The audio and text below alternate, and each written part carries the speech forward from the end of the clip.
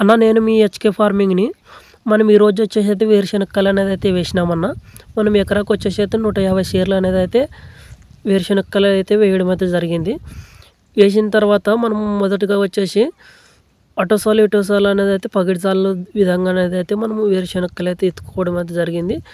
ఎత్తుకున్న తర్వాత చాలా వరకు అనేది అయితే మనకు పగిడిసాలు అనేది అయితే ఎత్తిన తర్వాత కలుపు అనేది అయితే చాలా వరకు ఎక్కువ అనేది అయితే వస్తుంది.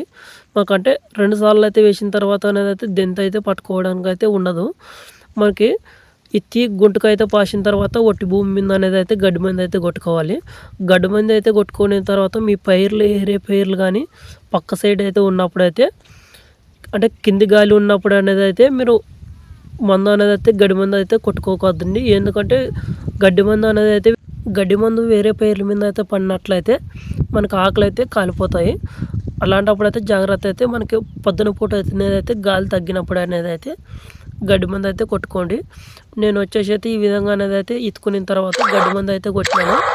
కొట్టిన తర్వాత మనకి ఈ విధంగా అనేది అయితే డ్రిప్ పైపులు అనేది అయితే వేసిన. నేను ఎకరాకు వచ్చేసి అయితే నాకు ఈ విధంగా అయితే డ్రిప్ పైపులు అయితే వేసుకున్న. 200 పైపులు అనేది అయితే నాకు పోయినాయి ఎకరాకు వచ్చేసి.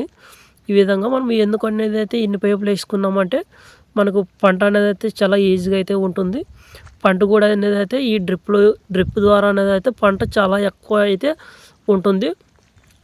డ్రిప్కి వచ్చేసి అయితే బాగా భూమి మొత్తం అనేది అయితే నాని కింద వరకు అనేది అయితే నానడం వల్ల అయితే బుడ్లు అయితే మనకు ఎక్కువ కాసే అవకాశం అయితే ఉంటుంది. కట్టే నీళ్ళకి అనేది అయితే మనకు నీళ్ళు అనేది అయితే ఎక్కువ అయితే అవుతాయి.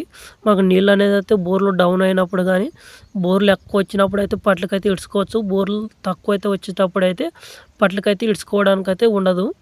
తక్కువ నీళ్ళతో కానీ మనము డ్రిప్కి అయితే ఇడుచుకోవచ్చు ఈ విధంగా అయితే.